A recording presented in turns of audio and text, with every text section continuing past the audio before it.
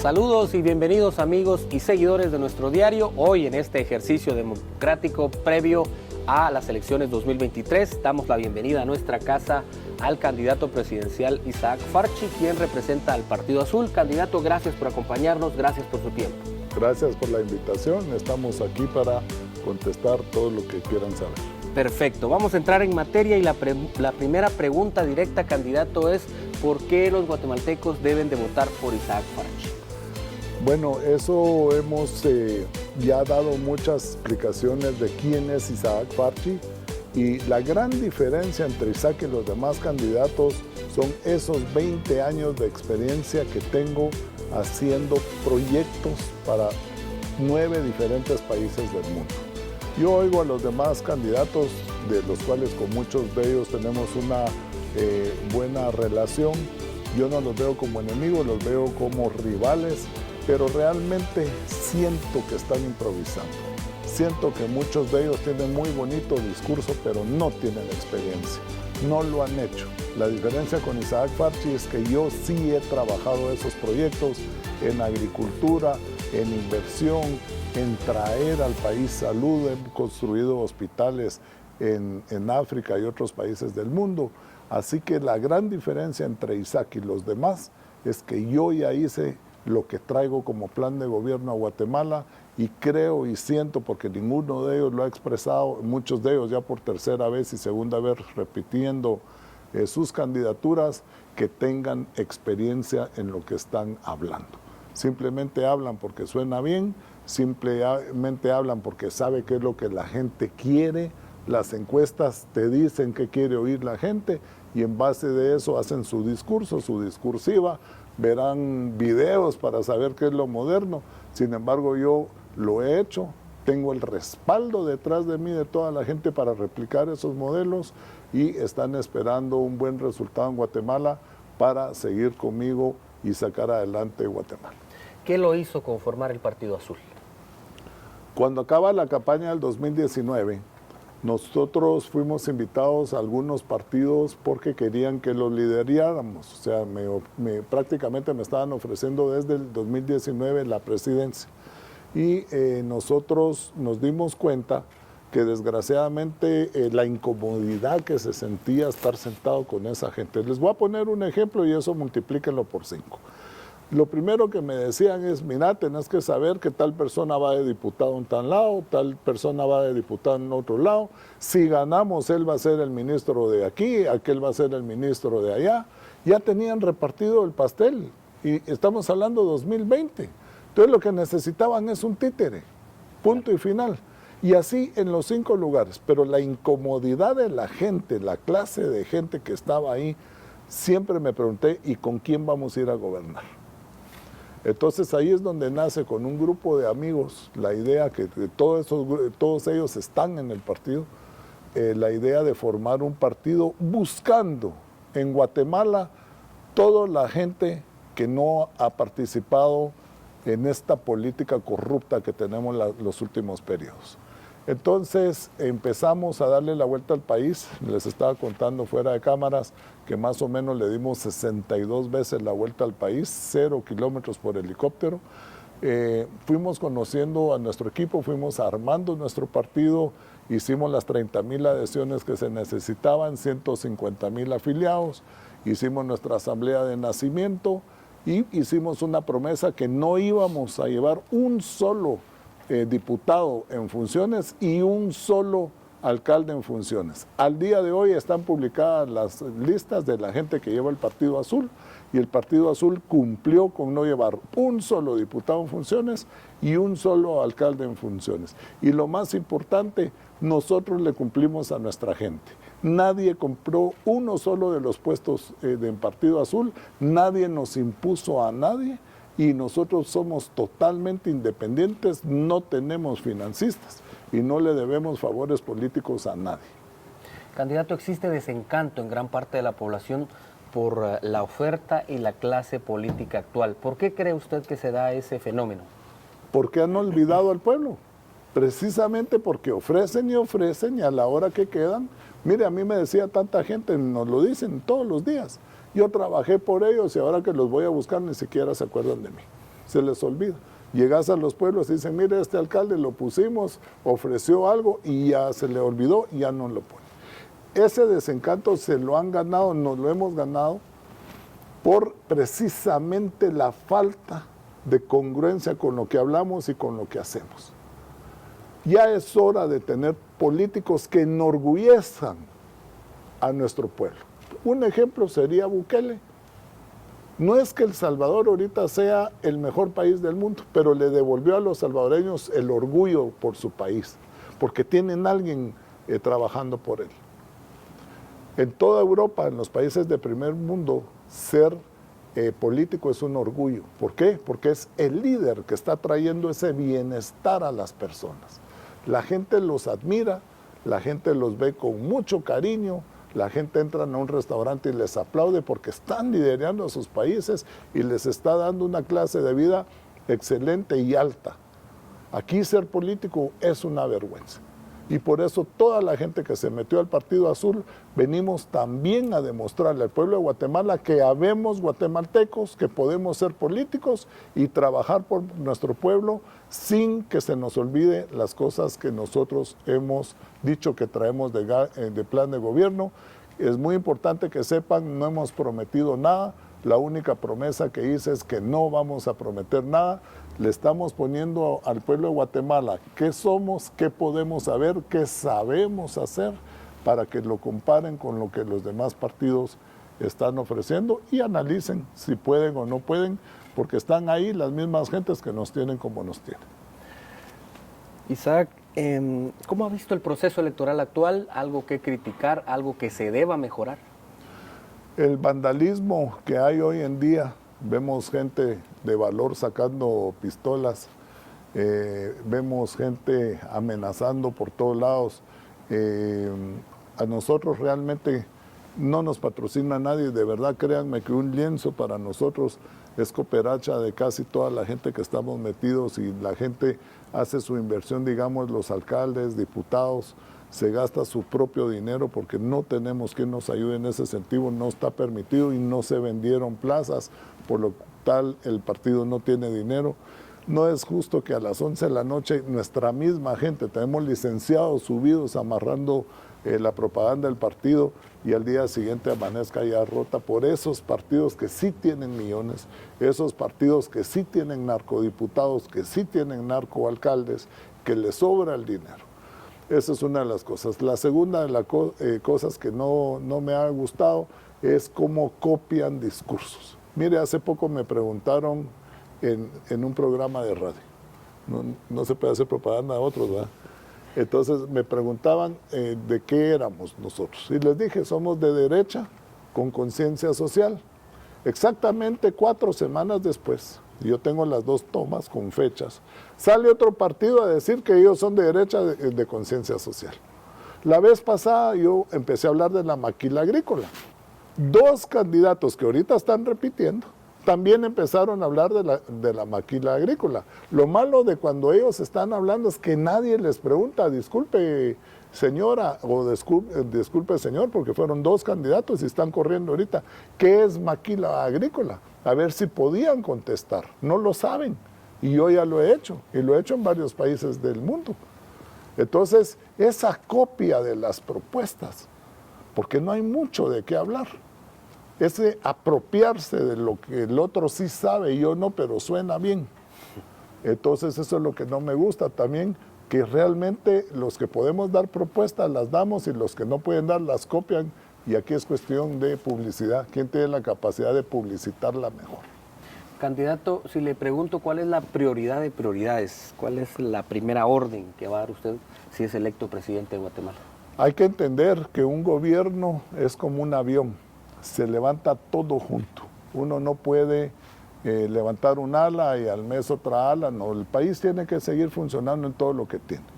Lo que pasa que nosotros desde que entramos y cambiamos, la gente estamos de frente atacando a la corrupción. A mí me han preguntado qué voy a hacer contra la corrupción y yo les doy mi análisis que para mí la corrupción es un síntoma. Un síntoma que algo anda mal. ¿Y qué es lo que anda mal? El corrupto.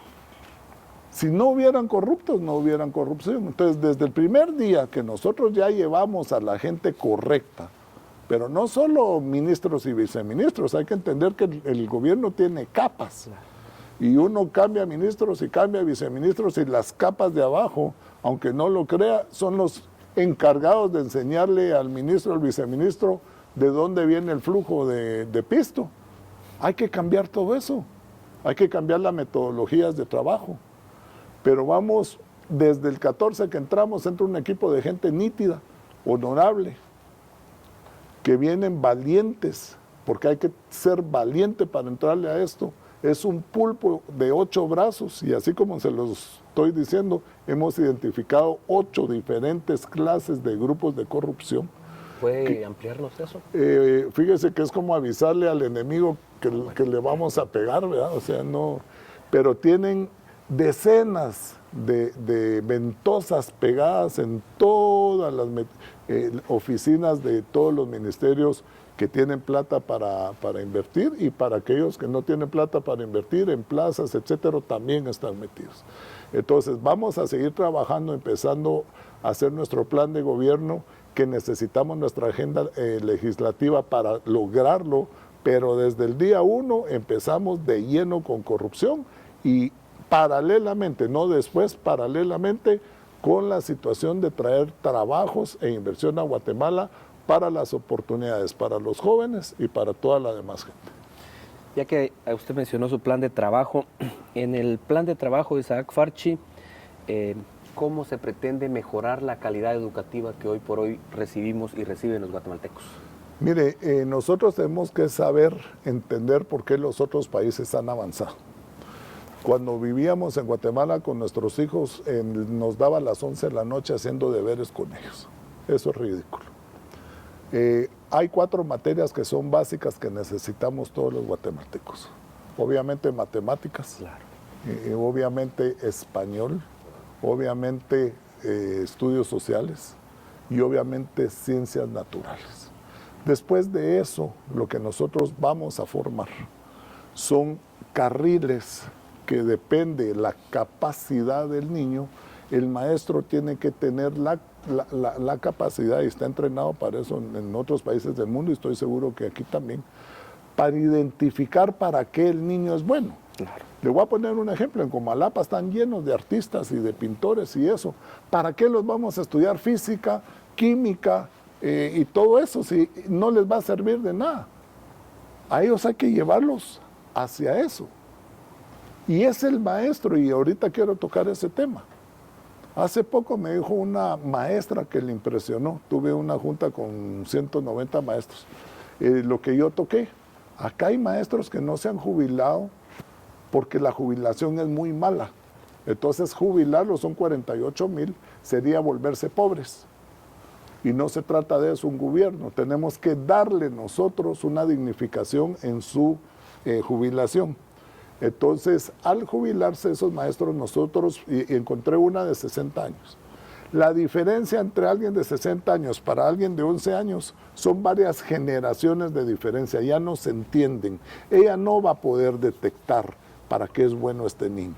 Entonces, tenemos que contratar maestros nuevos, más pegadas a esas generaciones, digamos maestros de 23 a 30 años, que ya vienen también entrenados para poder identificar cada niño para qué es bueno y llevarlos hacia esas, digamos, carriles de educación que a él le van a servir para lo que él en el futuro se va a desarrollar. Pues ese es nuestro plan en un minuto a grandes rasgos, como se dice. Hay, candidato, un problema que afecta a los guatemaltecos y que ha ido creciendo. Ya no tiene que ver solo con la capital o con el área metropolitana, sino también se ha ido extendiendo a las carreteras y a los municipios y cabeceras departamentales. El tráfico vehicular, ¿qué soluciones plantea usted para este problema que obliga a los guatemaltecos a pasar varias horas dentro de su vehículo? Sí, es un problema que ya no es solamente municipal, es ya nacional. Empecemos, usted empezó hablando de las carreteras, hablemos de las carreteras. Para hacer un nuevo sistema de carreteras y no el que estamos actualmente usando, que fue trazado en tiempo de Jorge Ubico y que es perseguir las curvas de las montañas. Se lleva hasta 12 años completarlo, o sea, hay que diseñarlo, rediseñarlo, trazarlo, empezarlo a ejecutar, y para un sistema nacional de carreteras de primera son 12 años. Pero lo que sí podemos hacer nosotros es levantar la red vial que ya existe y tenerlas en óptimas condiciones para su uso.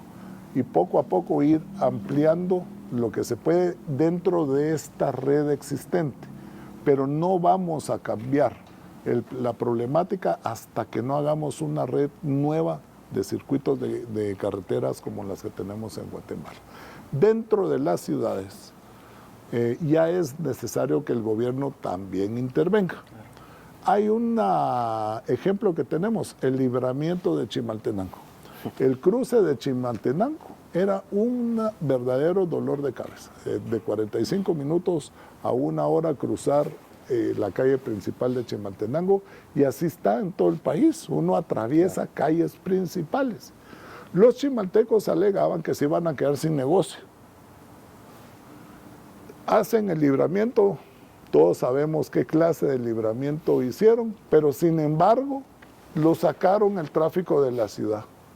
Chimaltenango se descongestionó, los negocios no bajaron, y ahora ahí está la carretera vieja, que si tuvieran un buen alcalde, pudiera ser un bulevar. Ahí caben 3 carriles, ahí caben 4 carriles, cabe hasta un macetero en medio, y no lo han hecho. Ya lo que es de la MUNI, o sea, el gobierno ya hizo su parte de quitarles esa carga vehicular extra propia de su ciudad. Pero el alcalde son los que deberían de funcionar ahí. Obviamente hay que ayudarlos, más en esas megaciudades. Tiene que ser también un parte del gobierno el que ayuda a la solución, pero dentro de las municipalidades son los alcaldes. Y otra vez, hay alcaldes con intereses personales, hay narcoalcaldes que lo que menos le interesa es la gente, lo que les interesa es el poder por cuestiones territoriales. Tenemos el plan, tenemos el conocimiento, tenemos muchos alcaldes que saben qué es lo que hay que hacer.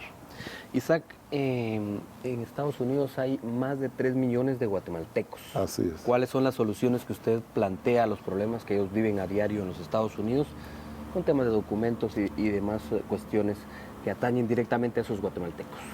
Bueno, yo, como usted lo sabe, también fui migrante. Estuve 20 años viviendo en Israel. El problema número 1 es la falta de información que nosotros tenemos. Porque nosotros nos damos cuenta de algún problema que tuvo un paisano nuestro solo cuando ya tuvo el problema. O sea, desgraciadamente muchos de ellos por la misma situación de que los inmigrantes, no es una situación vista en aquellos países, porque ya no solo es Estados Unidos, estamos también hablando ya de migración a Europa, migración a Canadá. Es una situación que se ve como ilegal, pero nuestros migrantes, le pongo un ejemplo europeo, nos acercan a la oficina de inmigración para todos estos que ellos toman como refugiados. El gobierno sí podría hacer gestiones, tenemos muchos consulados ahí, lo que nos falta es gestión. Nosotros no hemos gestionado, no solo con Estados Unidos, donde viven esos 3 millones de guatemaltecos, sino que también con México. Mire lo que acaba de pasar. Un error de la autoridad mexicana mató a 26 de nuestros paisanos. Nosotros tenemos que gestionar ese trato humano que tienen que tener estas personas, más cuando ya fueran atrapadas, más cuando ya van a ser deportadas. Y nosotros pues yo como migrante, comprendo lo que es llegar a un país donde uno no habla el idioma, donde obviamente las oportunidades que uno tiene al principio pues son mucho menores que las oportunidades que alguien ya está ahí adentro. Pero sí tenemos, no en el plan de gobierno, tenemos una mesa de trabajo fuerte que está dedicada a los temas de migración, que se van a meter directamente entre los oficios y obligaciones del MINEX, del Ministerio de Relaciones Exteriores, no como plan, como ejecución, como gestión, como resolver esto ya. Solo dar ayuda para repatriar a un cadáver, señores, eso sería lo mínimo que el gobierno puede hacer. Pero nosotros podríamos mejorar bastante la situación de cómo a nuestros paisanos los tratan una vez los atrapan y los paisanos que ya están adentro, pero que puedan ellos decir ya llegué y entonces salir de ese anonimato en lo que más de la mitad vive. Claro.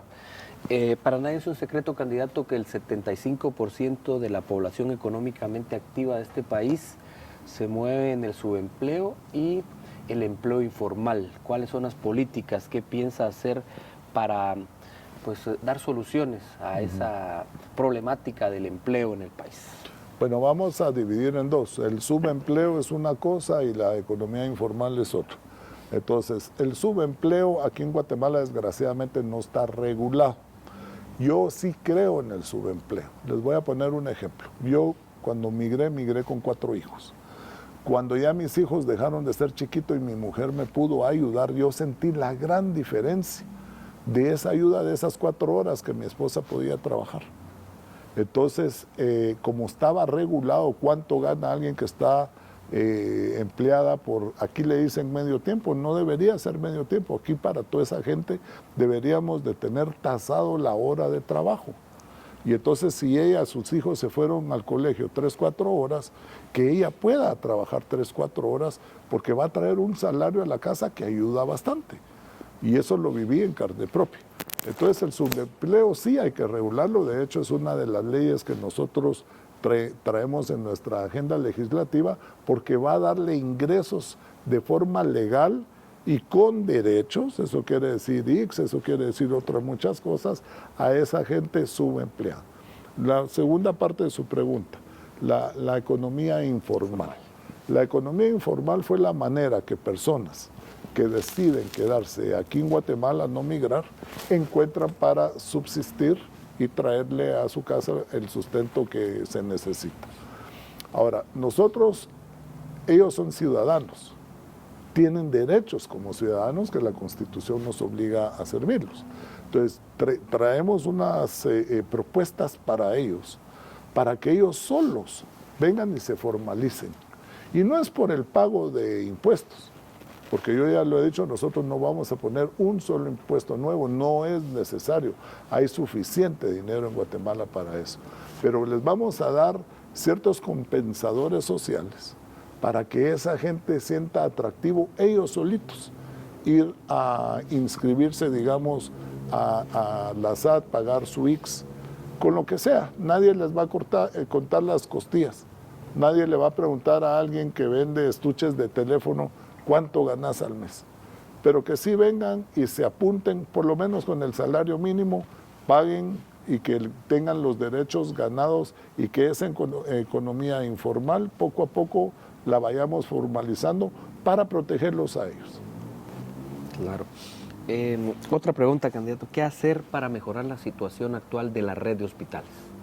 Es terrible y esa es una de las cosas donde más experiencias he tenido. De hecho, mi negocio hasta el día de hoy en Israel es del turismo médico. Yo he sido un gran beneficiario de un país que sabe darle salud a su pueblo. Miren, yo también antes de irme fui bombero, yo serví 12 años como bombero recogiendo gente de la calle y llevando tanto al IX como a los hospitales nacionales a los heridos, a las enfermas. Yo me doy cuenta que aquí el problema es la metodología de trabajo. Vamos a quitar de encima, porque ahorita no quiero entrar en ese tema, como le digo, uno no le avisa a la gente cómo la va a tocar. Vamos a quitar de encima la situación sindical, que yo sí estoy de acuerdo con los sindicatos, pero no como trabajan en Guatemala. Yo soy sindicalizado y mi esposa somos sindicalizados, pero nos protegen sí, solo sí trabajamos, sí, solo sí cumplimos con nuestro deber. Entonces ahí si se comete una injusticia contra nosotros, ahí nos defienden. Y todas las conquistas laborales que hay nos corresponden. El sistema hospitalario de Guatemala tiene el gran problema de su metodología de trabajo y la falta de castigo a todas aquellas personas que no lo hacen. También tenemos una corrupción tremenda allá adentro. La cantidad de medicina, la cantidad de insumos que salen de los hospitales para venta afuera donde hay videos, etcétera, es de verdad, esa gente hay que castigarla. Nos contaron en un pueblo que hay 2 asmáticos ahí y que la enfermera que llegaba 1 vez o 2 veces a la semana se le había hecho la petición al ministerio y accedió a aquellos puffs para la gente asmática. Pues la señora ya empezó a ya no llegar con eso. Ellos ya la denunciaron, yo solo estoy contando el caso. Y ellos mismos le dieron seguimiento que esta señora tuvo clientes para estas 2 máquinas que los otros niños necesitaban y que se le debería de haber entregado gratis porque ya se había hecho la gestión y eran para ellos. Y esta señora sigue llegando libremente y ya está denunciada según me contaron los vecinos. Nosotros no podemos permitir eso. En el tiempo de que empezó el COVID, decían, hacen falta máscaras en los hospitales, pero la 18 calle y todos esos lados había máscaras hasta el techo. Claro. Y también pasó uno de los canales, no sé quién fue, tomas donde personal que atendían en esos hospitales sacaban por caja las máscaras. ¿Dónde está el castigo a esas personas? Entonces tenemos que mejorar toda la manera de dar el delivery de salud al pueblo. Eso yo lo sé hacer, pero tenemos que entender que va a haber gente, y ese es ese pulpo que mencionaba, que hay que arrancarlo en salud y en educación, es uno de los más fuertes. Ya usted habló un poco de esta siguiente pregunta, pero queremos ahondar. ¿Cuál será el trato que usted tendrá con los sindicatos? Por ejemplo, los más mediáticos o más conocidos, por decirlo así, porque no son uno, sino son varios, de educación y salud, por ejemplo. Me estaban contando de la cantidad de sindicatos que hay en salud. Nosotros le dimos seguimiento, hicimos juntas con varios de ellos, y sí es cierto, pero hay que entender que el sistema del sindicato yo lo apoyo, pero pienso que tiene que cumplir su función como tal. Ahora, lo que yo no estoy de acuerdo es que en una sola institución, en un solo ministerio, existan tantas clases de sindicatos, tantos liderazgos que cada quien pelea. Y le voy a decir por qué. Porque muchos de ellos se han vuelto extorsionistas. Es famoso que todo el mundo sabe y decía, pues voy a usar ese ejemplo viejo, que tal vez es actualizado, de que llegaban los de los sindicatos y decían o nos dan estas conquistas laborales o nos dan esto o te paramos el país. Claro. Y entonces eso no puede pasar. El sindicato es parte del país. La gente del sindicato también se va a afectar si se para el país. Entonces tenemos que corregir todo el sistema sindical, el cual apoyo, pero no pueden existir 10, 12, 15 sindicatos para un solo ministerio, etc. Y la segunda cosa es el tiempo. Yo creo que los sindicatos deberían de funcionar, de que tengan el recambio de liderazgo cada cierto tiempo. No podemos tener dueños de sindicatos, gente que tienen ahí ya más de una década en algunos de ellos y otros pues se pasan de ese tiempo también. No puede ser, se volvieron el dueño, él y sus grupos del sindicato, y eso yo no lo voy a permitir. Candidato, hay un flagelo que afecta a diario a los guatemaltecos, extorsiones. ¿Qué hacer para erradicar este mal endémico en el país? La extorsión es parte de la falta de seguridad. Vamos a hablar de los números rapidito. 42,000 personas tiene la Policía Nacional Civil, de las cuales 18,000 trabajan en cuestiones como, por ejemplo, administrativas, investigaciones en diferentes grupos que todos sabemos, de IPANDA, etcétera. Cuidan embajadas, cuidan funcionarios, entonces nos quedan solo 24,000 efectivos. Esos 24,000 efectivos, el sistema de trabajo de la policía es 11 días adentro, 6 días afuera. Lo que quiere decir que la mitad de la fuerza de 24,000 son 12,000, están de alta, mientras que otros 12,000 están descansando. Esos 12,000 trabajan turnos de 8 por 8. Quiere decir que 8 están en la calle y 8 están descansando. Entonces nos quedaron 6,000 policías para todo el país, para los 340 municipios, para los 17 millones de guatemaltecos. Entonces, hay que entender de seguridad. No es lo mismo atrapar una banda de extorsionistas que una banda de secuestradores, una banda de narcotraficantes que una banda de robacarros. Nosotros lo primero que tenemos que hacer es limpiar la Policía Nacional, porque también desgraciadamente está cooptada con corrupción. Después tenemos que dignificar al policía, porque los policías no ganan y pretendemos que pongan la vida con los sueldos que tienen, no va a pasar.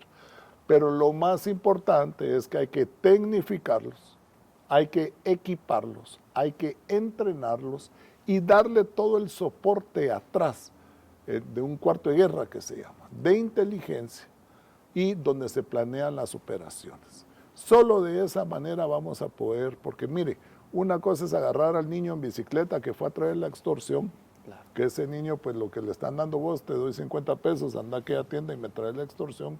Y otra cosa es agarrar a la banda, que pueden ser hasta de 40, 60 integrantes en una sola noche. Y yo lo sé hacer, ya lo he hecho en otros países. Pero nosotros tenemos que empezar a sacar esas generaciones de policías entrenados para las diferentes tareas. Yo siempre digo que el plan de los 100 días que hablan es babosas, son mentiras. Pero nosotros los guatemaltecos en 2 años y medio, podríamos ya estar sintiendo la gran diferencia que en el país hay seguridad. Isaac, ¿considera necesaria la presencia del Ejército de Guatemala en las calles para dar seguridad? Mire, desgraciadamente la misma cosa. También el ejército está cooptado con corrupción y los soldados tienen que tener diferentes funciones que la Policía Nacional Civil. La Policía Nacional Civil nos tiene que dar a nosotros los ciudadanos la seguridad. No se puede con 24,000 policías, hay que incrementar, casi que doblar o triplicar el número de policías y se puede hacer por todas las plazas fantasmas que vamos a eliminar. Miles de plazas de fantasmas que tenemos en el país. Pero el ejército, su función es la protección del país como tal. Tenemos 4 fronteras, tenemos 2 mares, tenemos 108,000 kilómetros de cielos que somos un colador para el narcotráfico. Somos un colador de contrabando donde también el país pierde mucho dinero porque no se paga el impuesto de esas mercaderías que entran. Somos un corredor para ese montón de gente que viene de un montón de países. Yo hasta he visto chinos pasando hindús aquí por Guatemala. Entonces no está cumpliendo su función el ejército. Entonces nosotros sí tenemos que también lo mismo que se va a hacer con la policía es exactamente el mismo trato que hay que hacer con el ejército. También los tenemos que tecnificar, tenemos que reforzar nuestras fronteras, los tenemos que equipar, tenemos que tener un sistema de inteligencia y para eso tenemos gente que está detrás de nosotros, que ya han trabajado con nosotros en otros países, que están listos para venir a Guatemala. De hecho, han venido y han estado aquí en Guatemala 3, 4 veces. Hemos volado a ver dónde están los problemas, conocer las fronteras y están esperando nada más venir. Desgraciadamente, ciertas gentes me han contado que cuando han querido trabajar otro grupo de gentes que no es la que viene conmigo, siempre se topan con aquello y bueno, de esto, ¿qué le va a quedar al que autorice? Entonces, por eso estamos como estamos en seguridad. Le queremos ganar hasta una bala y eso no es posible. Claro. ¿Cómo hacer para controlar otro tema que es recurrente en el país? Ya usted habló también del trasiego de drogas, el paso de drogas en el país. Pues empecemos por cerrar las fronteras. Hay sistemas muy efectivos, tanto electrónicos como físicos, que no permiten ser el colador que somos. Hay 167 pasos, para que sepa la población, que no tienen control en nuestro país. Pasos ciegos. Son pasos libres, están totalmente abiertos y lo peor, que están controlados, sabemos cuáles son y no hacemos nada para taparlos.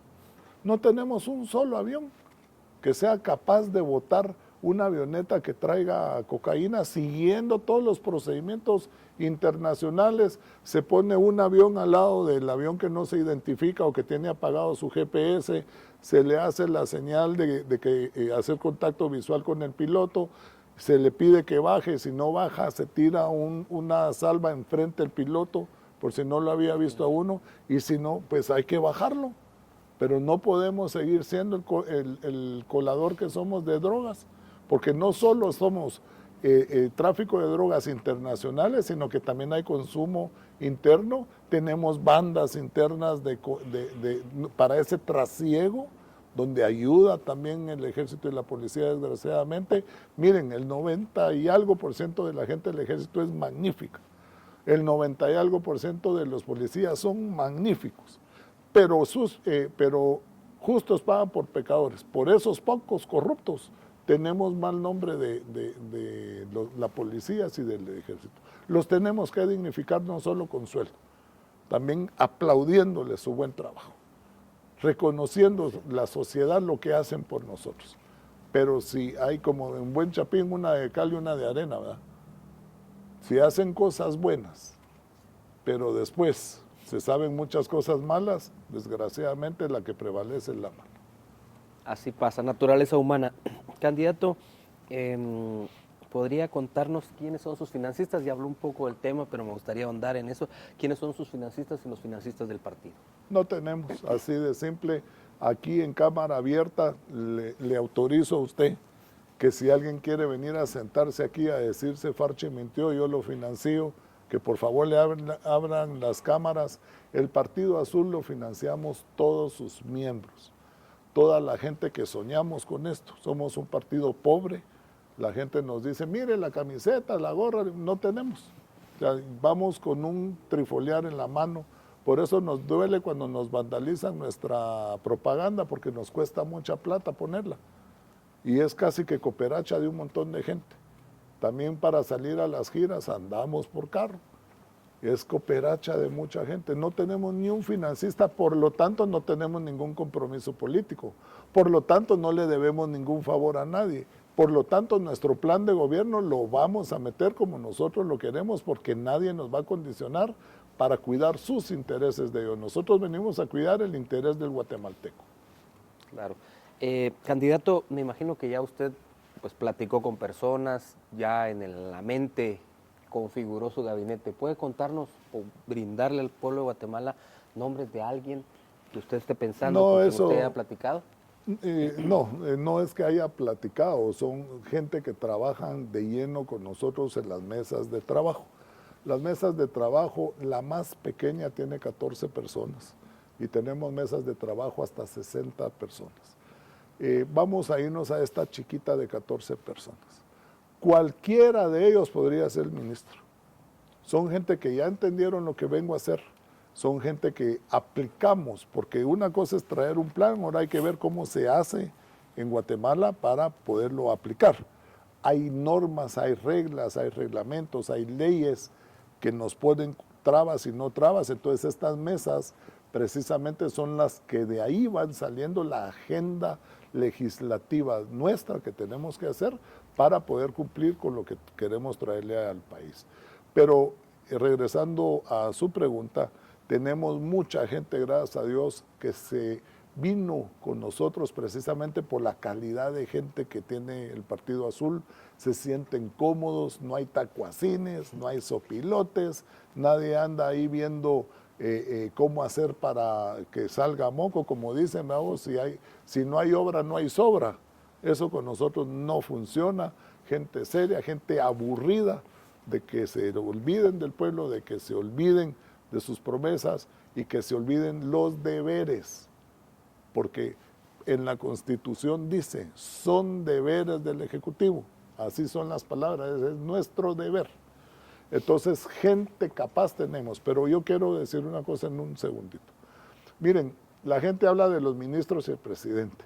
Si ustedes agarran un café capuchino, han visto que tiene como capas, ¿va? Más blanca, más café, café y la espuma.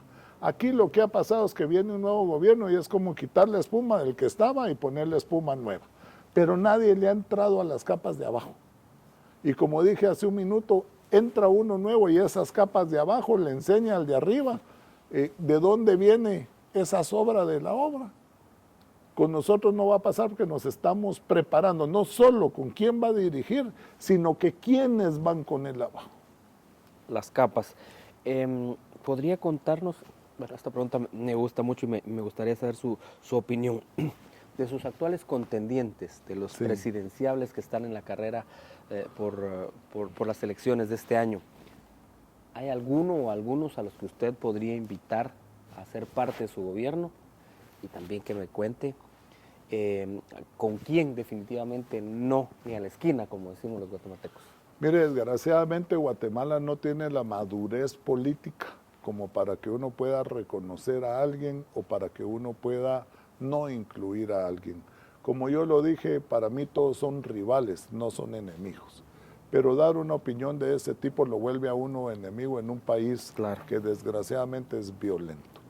Sí quiero decirle que hay dos candidatos hombres que no tuvieran ningún problema con que estuvieran conmigo en una parte del gobierno, y entonces realmente hay gente que tiene valía en ciertas áreas.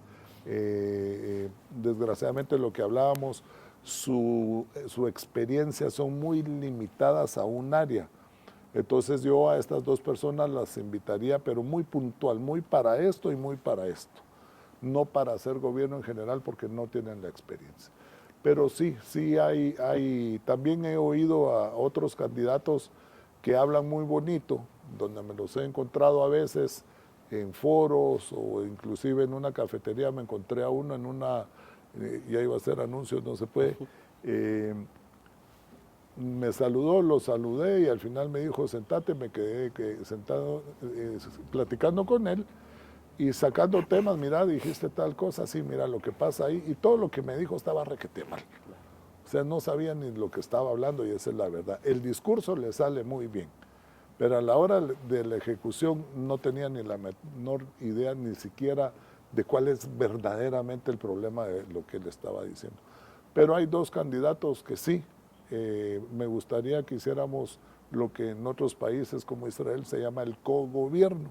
O sea, le das una parte del gobierno o de un ministerio a esa persona porque al final pues también la gente votó por él. Claro. Representa a un grupo de los guatemaltecos y sería bueno empezar a madurar en Guatemala y tener ese cogobierno con varios partidos. Pero desgraciadamente, pues como lo dije al principio, aquí todos nos vemos como enemigos, no como rivales. Candidato, ¿podría contarle al pueblo de Guatemala con qué patrimonio cuenta actualmente? Yo, gracias a Dios, nací en una casa buena, siempre vivimos, de hecho mi barrio pues es la zona 10 de Guatemala. Fui a estudiar al Tecnológico de Monterrey. Yo a los 24 años ya tenía mi fábrica, el grupo familiar ya propio de mi familia, teníamos 4 fábricas, 2 restaurantes, panaderías, etcétera. Cuando me fui a Israel se me abrió un nuevo campo. Mis fábricas se quedaron abiertas aquí, las fui vendiendo poco a poco. Se nos abrieron nuevos campos allá. Como le dije, tengo un negocio que es muy, muy bueno. Israel es en el Medio Oriente, lo que Estados Unidos, Houston es para América. A Israel llega mucha gente de todo el mundo a buscar salud. Y entonces nosotros abrimos un negocio de turismo médico, que bendito sea Dios nos va muy muy bien. Estamos autorizados para trabajar con hospitales que tienen medicina experimental. Hasta mismos americanos que ya en sus países los desahuciaron, nos buscan a nosotros para poder tener esa pequeña ventana de esperanza para seguir con vida. Hemos tenido éxitos muy muy grandes. Una persona que salió en Brasil dando una entrevista en televisión, yo la tengo ahí guardada porque me menciona varias veces, a él le habían dado en Brasil ya solo un mes de vida y ahorita tiene 14 años de estar sano gracias a que el experimento le funcionó. También fue parte de lo que fui a hacer a Tailandia, un experimento de un laboratorio de Jerusalén que me contrató para hacer un experimento de unas drogas y unas medicinas anticáncer. Y pues ese es lo fuerte nuestro ahorita precisamente porque esa clase de medicinas y esta área, ese nicho que encontramos es sumamente caro y la gente lo paga muy, muy bien. Claro. La última para esta sección de la entrevista. ¿Cuál será su relación con el gobierno de los Estados Unidos? Pues tenemos que tener buena relación con varios gobiernos del mundo, que desgraciadamente nosotros ahorita nuestra balanza de un montón de los productos que producimos tienen directamente que ver con las gestiones y tratos que hemos hecho con los Estados Unidos. Sin embargo, yo sí quiero ampliarle al guatemalteco las oportunidades. Hablaba hace un rato, no sé si se acuerda de que yo en el MINEX voy a meter mucha gestión. Hay una parte de mi gobierno que acuacho al MINEX con el Ministerio de Economía, con gestores que vayan precisamente a abrirnos ese mundo, porque yo lo pienso al revés. Nosotros ahorita andamos como con la mano extendida con los gringos. Cuando hay países pidiendo nuestra mercadería, por ejemplo Israel, se mueren por nuestro cardamomo, por nuestro café, por la pimienta negra que le decimos aquí, ellos le dicen pimienta inglesa. Nos están pidiendo. Tenemos producto para otras partes del mundo, pero no hemos hecho las gestiones necesarias. Entonces, lo que urge aquí es abrirnos más amigos, abrirnos más mercados, abrirnos más gente que dependan también de Guatemala. Y entonces, obviamente los americanos han sido amigos del país por muchas décadas, sin embargo también nos han tenido un poquito condicionados y esa no es una amistad. Yo no puedo ser amistad suyo si lo condiciono. Claro. Tiene que ser una amistad sincera, pero los guatemaltecos nos tenemos que ganar ese derecho, porque también ellos protegen su casa y si nosotros somos ese corredor de narcotráfico y si nosotros somos los que pues por necesidad nuestra gente es uno de los migrantes que ellos tienen ahí adentro, si nosotros mandamos, por ejemplo, ¿por qué no cierran puertas de algunos productos? Porque usamos insecticidas que son más baratos y a ellos no los tienen permitido. Entonces también nosotros tenemos que colaborar para que esa amistad sea buena y se alimente y podamos superar todas las... Así que mi relación con los Estados Unidos tiene que ser buena porque sí dependemos mucho de ellos para y tenemos una cosa que se llama el nearshoring, que debemos de aprovechar. Somos una frontera muy cercana al mercado más grande del mundo. Vamos a pasar entonces a las preguntas cortas. Le voy a pedir por favor que me responda, candidato, si está a favor o en contra de lo que le voy a postular. ¿El aborto a favor o en contra? Totalmente en contra. ¿La pena de muerte? Totalmente a favor. ¿A favor o en contra de la despenalización de las drogas? No, yo estoy en contra. ¿A favor o en contra de la explotación de minerales? No, ahí como usted me dijo, podía explicar una y esa la voy a explicar.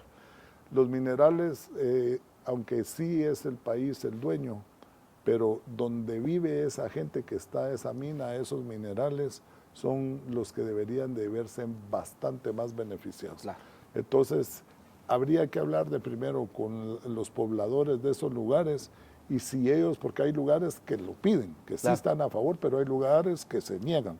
Entonces no puedo estar a favor o en contra, estoy a favor que la gente se beneficie de eso, sí, solo sí, ellos lo quieren. Si es de esos municipios que se niegan o comunidades que se niegan rotundamente, respetar lo que ellos quieren. Seguimos con preguntas cortas. Ahora le voy a pedir al candidato que me responda en una palabra. Una virtud de Isaac Farchi. Servicio social. Un defecto. Lo machetón que soy. Tribunal Supremo Electoral. Deficiencia. Voto nulo. Un pecado del ciudadano que no debería de existir. Ni el voto nulo ni el abstencionismo. Partidos políticos actuales, candidato. Desgraciadamente corruptos. Corte de Constitucionalidad. Ilegal. Presidente de la República. También deficiente. Parlamento Centroamericano. En ciertas situaciones funciona, en ciertas situaciones deficiente. CACIF. Cumple su trabajo de dar empleo y hoy en día dejó de ser el establishment que se hablaba, porque hoy en día el establishment en Guatemala es el narcotráfico. Por último, Ministerio Público, candidato. Ministerio Público debería de apretar bastante más las investigaciones y realmente caerle a todos los delincuentes, a todos los corruptos y no ser selectivo, sino que ser parejo.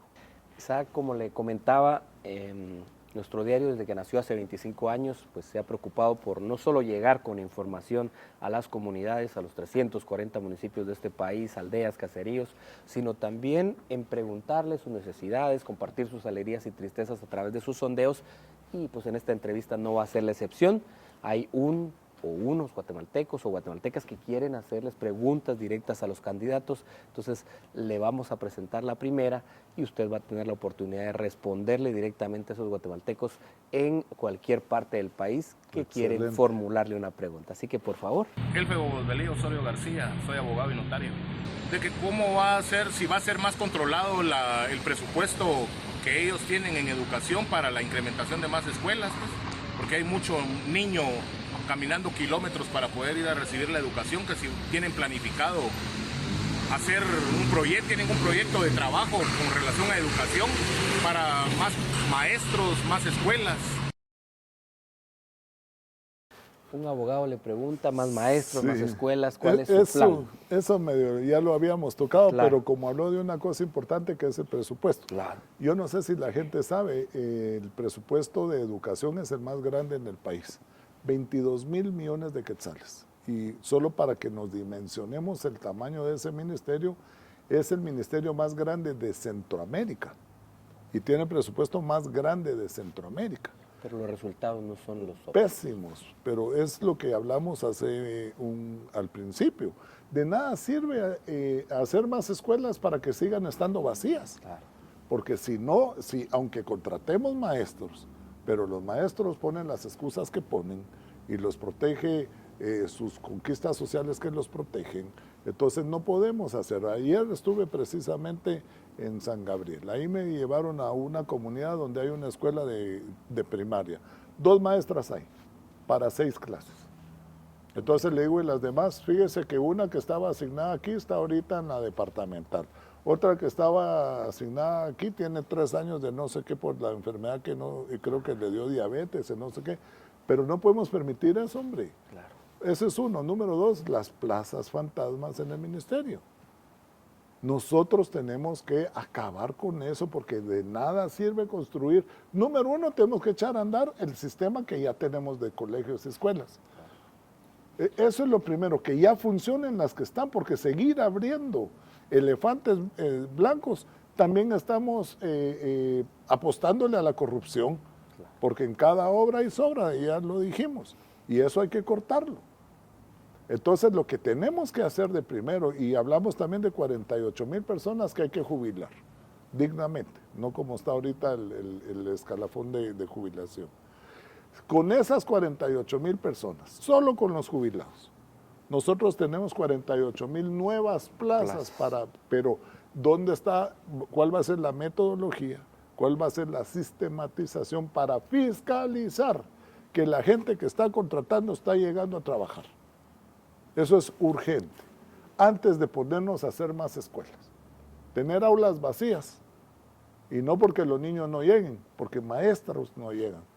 Obligan al niño a estar en la calle y todos sabemos que un niño en la calle es un peligro. Gracias, candidato. Para el niño, perdón, no el niño. Es un peligro para el niño estar en la calle, no en una escuela. Perfecto. Vamos con otra interrogante. Soy María Alvarado, soy auxiliar de ventas. ¿Qué plan tendrían ellas para disminuir a que la canasta básica incremente? Porque cada vez está en un aumento.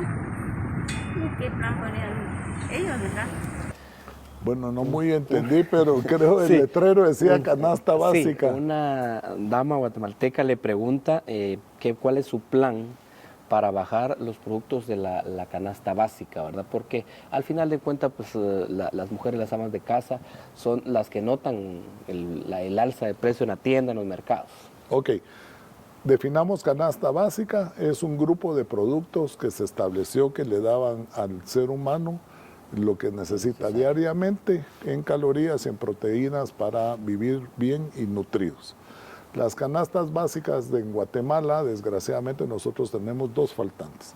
La primera, y ahora aquí me voy a meter a otro tema que todos han oído, pero para que vean la relación de uno con otro, que es la seguridad alimentaria.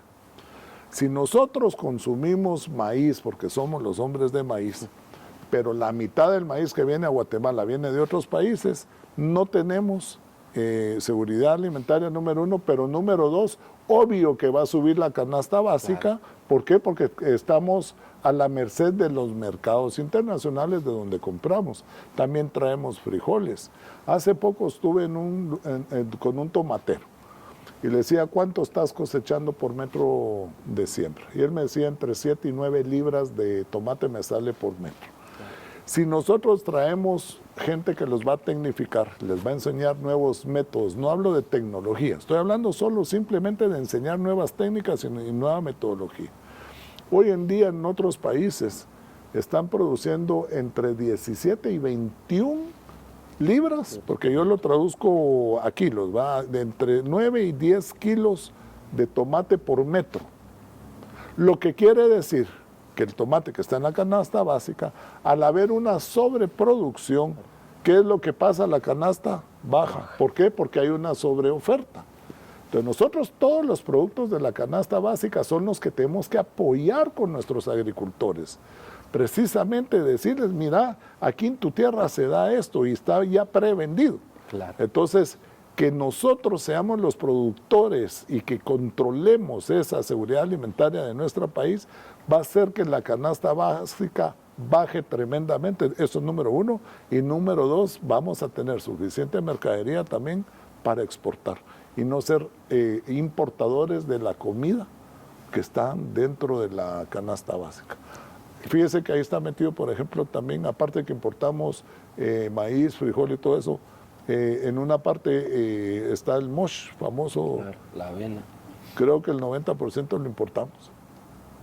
La pregunta es si hay sustituto. Claro. O sea, hay que también revisar con gente experta en nutrición qué sustitutos tenemos y no depender de las importaciones internacionales. Gracias, candidato. Perfecto, vamos con una interrogante más de un o una guatemalteca en cualquier parte de nuestro país. Carlos Gómez, me dedico a mantenimiento de jardines. Bueno, ¿qué piensan hacer? Porque ha pasado mucho tiempo y va a pasar más tiempo. ¿Y qué piensan hacer con lo de la economía? Que tenemos una economía muy bárbara que está afectando a tanta gente pobre, porque la mayoría del pueblo del país somos pobres, ¿verdad?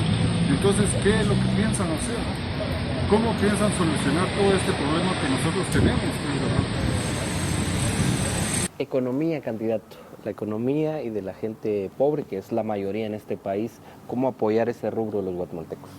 La única manera es trayendo más inversión al país para crear. Nosotros tenemos una terminología en el Partido Azul, lo que son los trabajos tradicionales y los no tradicionales. ¿Cuáles son los trabajos tradicionales? Por ejemplo, la agricultura. Pero ¿qué pasa con toda esa juventud que ya no se quiere dedicar a la agricultura? ¿Qué pasa con toda esa juventud que tiene nuevas ideas y que quiere meterse a su propio emprendimiento o son más modernos que pues seguir haciendo lo que hacían sus antepasados hace 200, 400 años? Ya no quieren seguir ellos en eso. Claro. Entonces hay un problema en Guatemala que es la certeza jurídica, famosa palabra que todo el mundo ha trapeado en cada campaña con esa palabra. Pero ¿qué es la certeza jurídica para que la entendamos? Es lo que le da al inversionista, no solo extranjero, sino que nacional, la tranquilidad de meter su dinero para crear esas plazas de trabajo que se necesitan. Entonces, nosotros sin certeza jurídica, hoy en día tenemos guatemaltecos invirtiendo en otros países de Centroamérica, incluyendo Nicaragua. Se sienten más tranquilos en Nicaragua que en su propio país.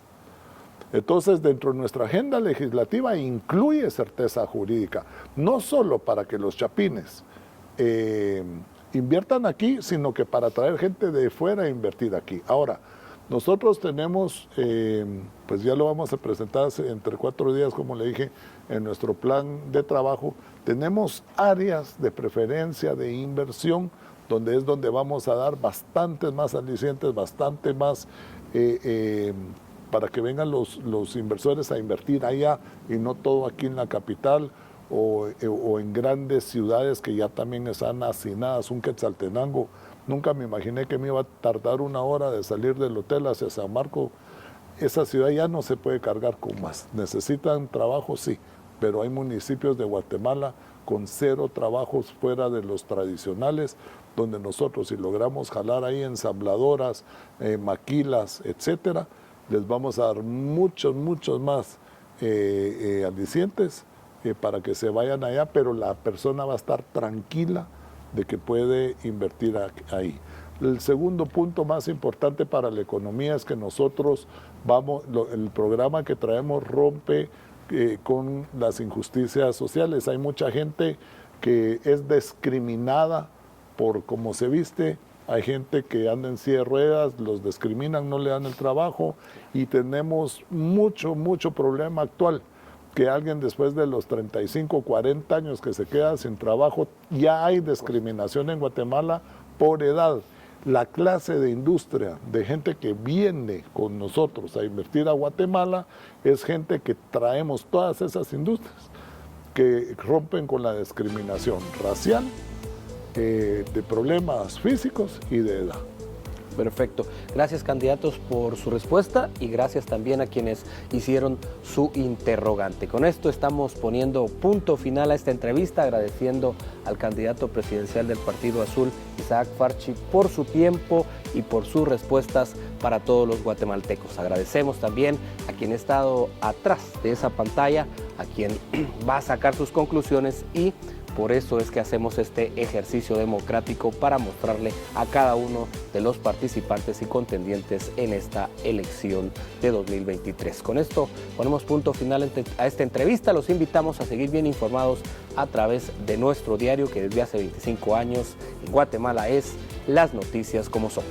Yo quisiera agradecer la oportunidad e instar a los guatemaltecos que participemos en las elecciones. Ustedes analicen a los candidatos, analicen a los partidos, pero no dejemos de participar. Por favor, bajemos el abstencionismo, vayamos a esta, porque es la única vez cada 4 años que el guatemalteco tiene el poder en sus manos. Usémoslo, guatemalteco. Que Dios los bendiga a todos. Muchas gracias por la entrevista. La verdad la disfruté mucho. Muchas gracias.